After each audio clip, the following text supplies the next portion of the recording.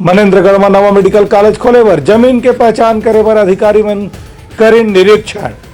जल्द ही करे जाए जमीन अधिग्रहण के कार्यवाही। मनेन्द्रगढ़ चिमिरी भरतपुर जिला के मनेन्द्रगढ़ मुख्यालय में नवा मेडिकल कॉलेज खोले पर पिछला सरकार डहले भी घोषणा करेगी रही से। पिछला सरकार के नेतृत्व में एक कॉलेज पर जमीन के पहचान भी कतको गाँव करेगी रही से, लेकिन अभी तक के मामला में अंतिम फैसला नहीं हो पाए रही से। यही पाए के वर्तमान सरकार डहले भी आज अधिकारी मन की टीम ला मनेन्द्रगढ़ भेज के मेडिकल कॉलेज पर जमीन के चिन्हांकन कराएगी। इस संबंध में निरीक्षण अधिकारी के कहना है कि मनेन्द्रगढ़ में जो नवा मेडिकल कॉलेज बनाए जाना है ओखर बर जतका मात्रा में जमीन चाहिए ओखर पहचान करे पर फिलहाल कार्रवाई करे जाथे। मेडिकल कॉलेज के भविष्य के जरूरत ला ध्यान में रख के अधिक क्षेत्रफल वाले जमीन ला ही अंतिम रूप से चुने जाहे। Bureau report Uttarakhand news.